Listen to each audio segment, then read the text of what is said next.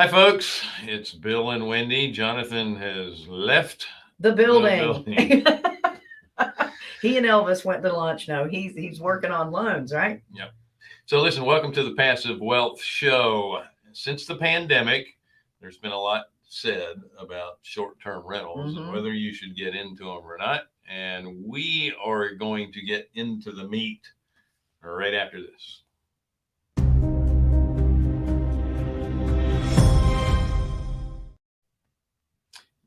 We need to have a little commercial to go into Yeah. instead of just a little highlight, something we can sell. By the way, join Wendy and I for the Quest Trust $1 trillion mixer on Thursday, the 25th at 6:30 Central Time, where we're going to talk about the 10 things you must know before. What is it we're doing? 10 Doing things seconds, being in second position. Second and third Yeah, position. yeah. I know it sounds crazy, but there's your link, and we'll have it over there in the comment section so Yeah. you can click it on. Yeah. It'll be well worth your time. So we are Carolina. Thank you for joining us. We are Yes. Carolina Capital Management. We are a lender in the Southeast for real estate investors. If you're interested in borrowing money, go to our website, carolinahardmoney.com, and click on the Apply Now tab. If you are an investor and you're looking for passive returns, click on the Accredited Investor tab. Don't forget to like, share, subscribe, hit the bell. All that other Yeah. important stuff. All the things you need to do to be socially active. That's right. I don't know. Activated. I don't even know where the bell is. So, if you have a question for us at all, don't hesitate.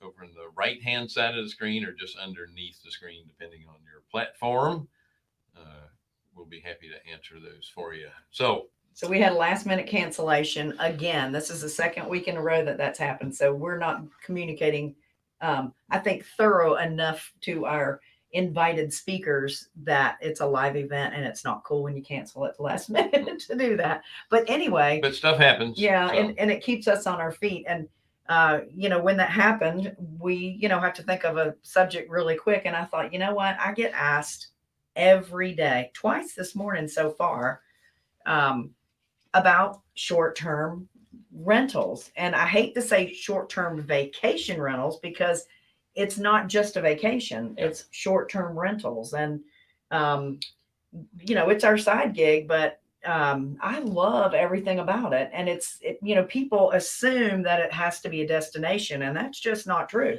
Well, I want to talk about my first and foremost advantage of short-term rentals over long term is there are no leases. Right. Which means you don't have to evict people if they don't pay you. That's right. The sheriff can come and throw them out as soon as their time is up. Right. Yeah. So that part I like. You're not going to worry about government coming. Well, and there's different ways to do short terms too, because there's people that do 1-day rentals, 3-day rentals, 5-day rentals, but there's also that short term that falls in between the 30, 60, 90 days, like in Rock Hill, where we are. I'm involved in 9 rentals, short-term rentals, within 3 miles of our office here in downtown Rock Hill. And people are going, who the heck comes to Rock Hill? You'd be surprised. In fact, the pandemic was a good thing for our Airbnb business because we stayed full. We had cancellations in the very beginning, but we stayed full. In fact, the March, April, and May and June of last year were the best months we've ever had. We stayed booked because traveling nurses, crews that are coming in to do work. We had engineers from Colombia, South America coming up and staying with their families. We have now when people were working from their homes, they were able to travel and go and just stay in the short-term rental to be able to go someplace different because they were all tired of being in their house.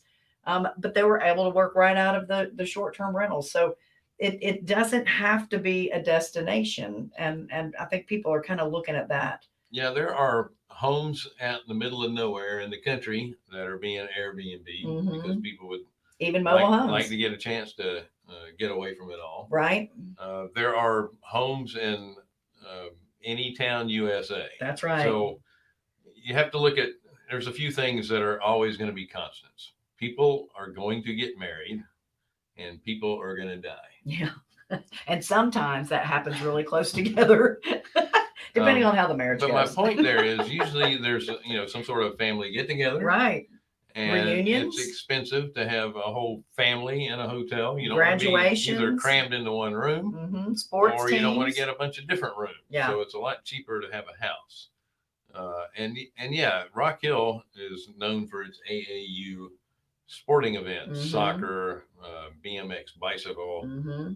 It's only a few exits down from Carowinds, which is like a Six Flags if you're not familiar Right. with that. Right. And so there's a lot to do for the family. Right. And if you have a place where you can have what sleeps 8, sleeps 11, Hmm. it works out well. So talk about some of the due diligence that you would do on say a house in a town like Rock Hill. Well, I'll tell you, I actually ran some due diligence for somebody today, a dear friend of mine who's in my King City mastermind. She has two short term rentals in a dinky little town called Monroe, North Carolina, way outside of Charlotte, and is doing really, really well with it. So she found a property in Charlotte, and it's in a neighborhood in the outskirts of Charlotte. And it's a house that's already been renovated. So she found a good deal. It had some issues underneath the house, like I think that she said that the piers underneath the house were dry stacked. That showed up in the inspection report. That's not a big deal. It's been there since 1940, and dry stack works just fine. It did have some water issues underneath. That's a couple $1,000s to fix that, and that's it. But it was renovated really cute on the inside. It's probably worth, I don't know, 170, 175 By the way, we're not in a earthquake zone, so dry stack would be is okay. okay. So it's worth probably 170, 175. She's going to try to get into it in the 150-ish, 55-ish range, to see if she can get a hold of it. And I think she will. Normal rent on that property would be about 1,100, maybe 1,150. On that particular property, it's a It's three reasonable for a bedroom, one long-term rent. bath. Yeah, yeah. Now she can more than double that by being short term rental. So she's saying, should I buy this house? Well, let's go through the numbers. If you're in it at say 155 and you can get 1,150 for rent, what would your mortgage payment be? And we figured that out, that she would be making all in with taxes and insurance and everything she had to pay. She'd be putting out about 750 a month on that, and she can rent it for 1,100 plus. That's that's a So good monthly income. so that's a 7 to 8% cap rate somewhere in there. Well, you don't do cap rates on single families. Well, We don't understand all that stuff. you don't underwrite it that way, but you have to think about your Yeah, return on an investment, yeah, which is uh, most rental properties in the Charlotte market are, and if you're going multifamily, they're probably going to be in the 6 to 7% capitalization right, rate. right. So let's say she's in it at 800 a month with her taxes, insurance, and the payment, the mortgage payment on it. So, and she could normally get about 1,100, 1,150 for it. So that's a pretty good return. Now, if you're going to Airbnb it or short term rent it, now you've got to add your monthly cable. Actually, your internet. I don't do Right. cable in houses, so your monthly internet. What's your payment going to be for Yeah, utilities? just you don't have to have cable. If you have a smart TV and internet, then they can use their own. Most people have their own streaming services Yeah, now anyway. yeah. So you That's can why just we stream. do. Yeah, that's why Go we ahead. do internet only, Sorry. and it needs to be good internet because a lot of people are working, so they want to make sure they can get online and have good download and upload speeds. So we do the internet. You've got to add the power at utilities. You got to get the yard taken care of. So you're going to have to put that in there. So now really you go from 800 a month to about 1,100 a month really on what you're paying. So if it were, if you're sitting at about 1,100 a month, when you short term rent that, you can count on doubling that 1,100 for a house like that. that's kind of like a no-brainer. You're going to use maybe 50% occupancy when you're running your numbers on it. And what most people do will call an extended stay hotel that's nearby, 2 or 3 extended stay hotels, and see what they're charging per room for their extended stay. And you want to come in just under that, because that's really That's what your it is. competition. Yeah, that's who you're going up against. And remember, even in an extended stay, you might get 2 bedrooms in there, but not normally. But in your house, when you're renting your house, you're getting, 2 to 3 bedrooms, Right. possibly 4. Plus, you're able to put people on a sleeper sofa, so people can get a lot more folks in one house. So it's The only thing you're missing in a house versus a hotel is that concierge service, which is not really that high. That's exactly right. Now, you do have the extra cost of furniture to put furniture in, and furniture, depending upon how you're gonna decorate it, it's gonna cost you between $3,000 to $7,000, really depending on what you do. I put money into my mattresses. I care about my mattresses. I use those bed in a box. Right. So I care about the beds a lot. And I also want to make sure that I'm using nice sheets, nice thick sheets, because if they sleep good, they kind of overlook everything else. Look past everything else, I should say. And I also like a nice little outdoor area with, the plastic Adirondack chairs and a little fire pit in the backyard and a gas grill. They are happy campers when they have stuff like that. You can get the rest of the furniture easily. There's plenty of estate sales and auctions every week Yard at different sales. places. Oh, yeah. And you can pick up all the stuff that's not antique, That's right. because most of your people that are bidding on these estate sales, they're picking out the antiques for their shops. That's right. But they don't care about the stuff that's newer, that's That's not right. antique. That's and right. You can get them pretty cheap. And you can paint anything. If it isn't your color, that end table doesn't really match your colors, who cares? Take a can of spray paint and paint it. Right. It's easy stuff. That's that's really, really easy stuff. But the thing is people tend to love the funkiness when you decorate something just a little odd. I've talked about a friend of mine, Pam Whitworth, who is she got me into short-term rentals 6 years ago. And she, you walk into her house and she's got a Volkswagen BW door leaning up against her fireplace. It is the coolest thing I've ever seen. And everything in the house is like eye candy. It's just really strange, funky stuff. People love that in short-term rentals. You wouldn't have it in your own house, but it looks really cool in short-term rentals.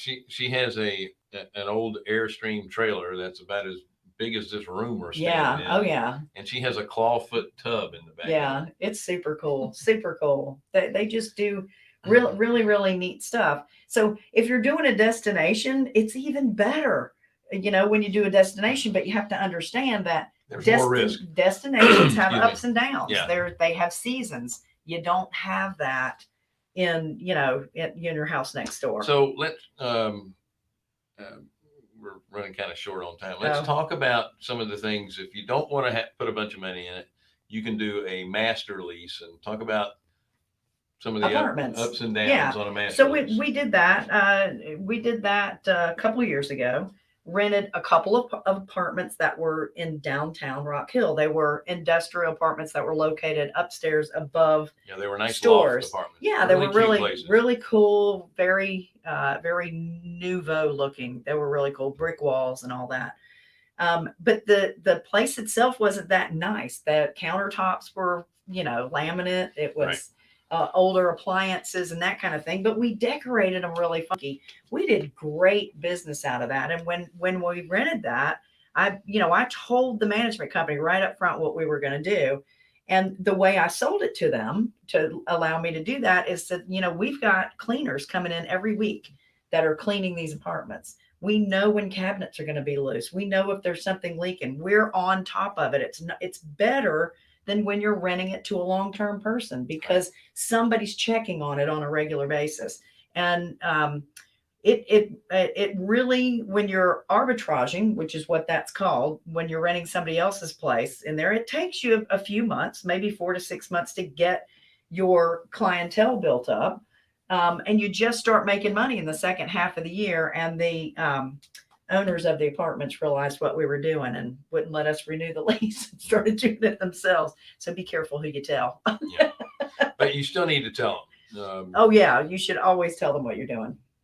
Otherwise, you might be breaking your lease. Yeah, You just may don't not tell be them how able well to- you're doing. You may not be able to sublet, and that's what they might consider. Yeah, it to same be. thing with a condo. If you're, planning on renting any kind of condo, you got to read the guidelines, their HOA and covenants, and make sure, even in neighborhoods, you need to make sure that you're allowed to short-term rent.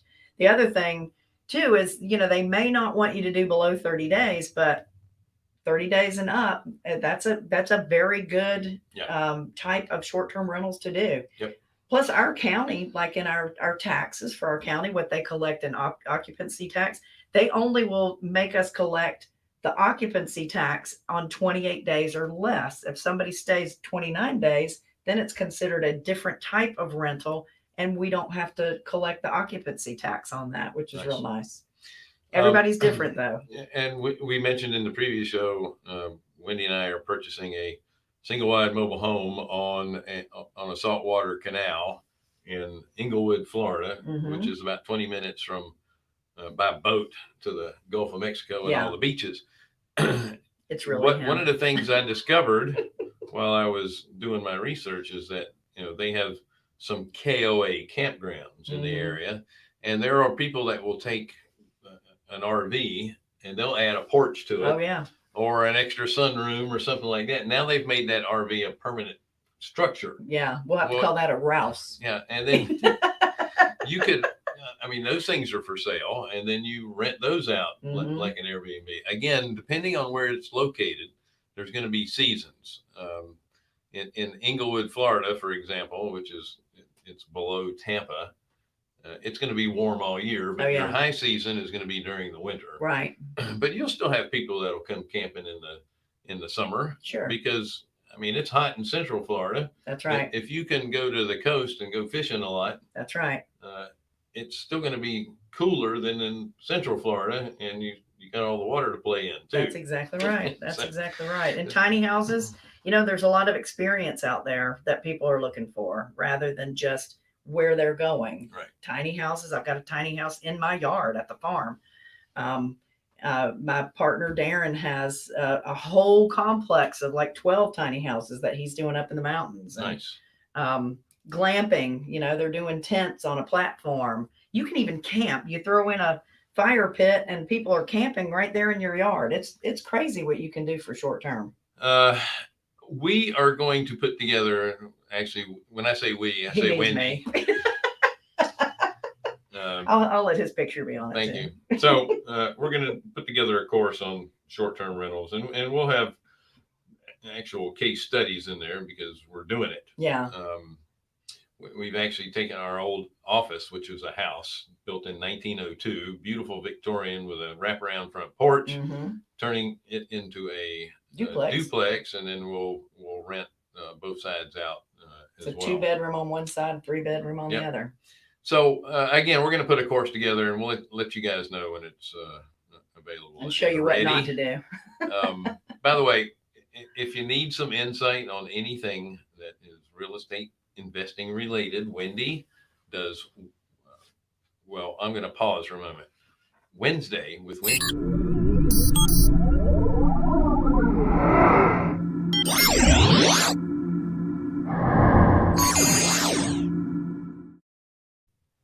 That's right. So you have that link right there. Click it on, get on Wendy's calendar. She's usually booked about 2 months out. So do it quickly. You get to spend at least 30 minutes with her talking about anything real estate. That's right. That's right. Now you can talk about anything else, but you'll just be wasting your time. That's right. But she's happy to talk about it. It might not be. Might be kind of fun. Once again, thank you so much for joining us on the Passive Wealth Show. We are Carolina Capital Management. We are lenders in the Southeast for real estate investors. If you're a borrower looking to borrow money in the Southeast, go to carolinahardmoney.com and click on the Apply Now tab. If you're an investor looking for passive returns, click on the Accredited Investor tab. Don't forget to like, share, subscribe, and hit the bell so we can get more than the 12 people that normally join us. Just kidding.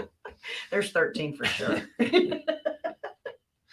We love your comments and questions. And Thank you, Glenn. I appreciate that, Glenn. So how's Jacksonville? Give me a thumbs up. It can't be bad, right? All right. So you guys have a wonderful day, and we will talk to you next week. See you later. Toodaloo.